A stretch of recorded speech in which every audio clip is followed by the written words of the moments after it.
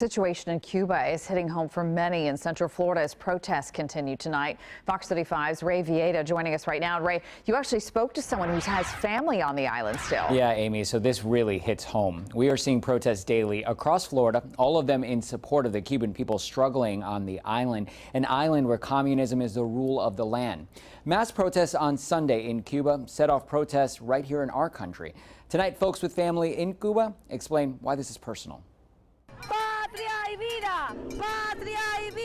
At the heart of the protests in Central Florida, there is that heart. For Aña Torres, the island of Cuba holds memories of the past. So I was born and raised there until I was 12.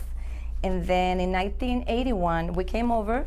A past that includes living under a communist regime, a regime still in place now, making life difficult for her relatives and many who still live on that island. In your heart, you don't believe in the government, but then you have to kind of, participate in it so that you can have some benefits, right? This past Sunday across Cuba, an uprising of sorts. Torres says there wasn't one specific reason, but more of a culmination. Food, medicine, basic necessities are scarce.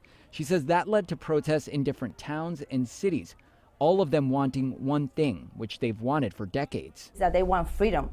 Once you have freedom, then you can get your own stuff, right? And work for what you want. The realtor who works near Lake Nona sharing with us messages from her cousins still on the island. They were just able to communicate on Tuesday via social media.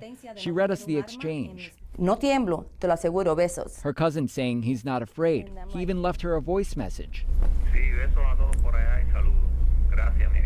In Spanish, he sent warm wishes and expressed gratitude for the support. The internet right now is spotty. The Cuban government blames social media and the internet for mass protests. But Torres' co-worker, also from Cuba, says it's just the people reaching their breaking point.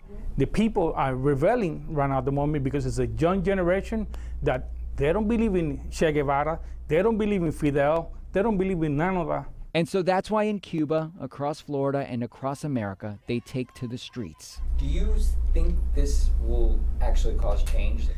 Oh my God, Ray, we are praying. Praying and protesting for freedom. And the folks I spoke with say they'll be out on the streets tonight, tomorrow, this weekend, hoping their voices will bring the change their loved ones desperately need.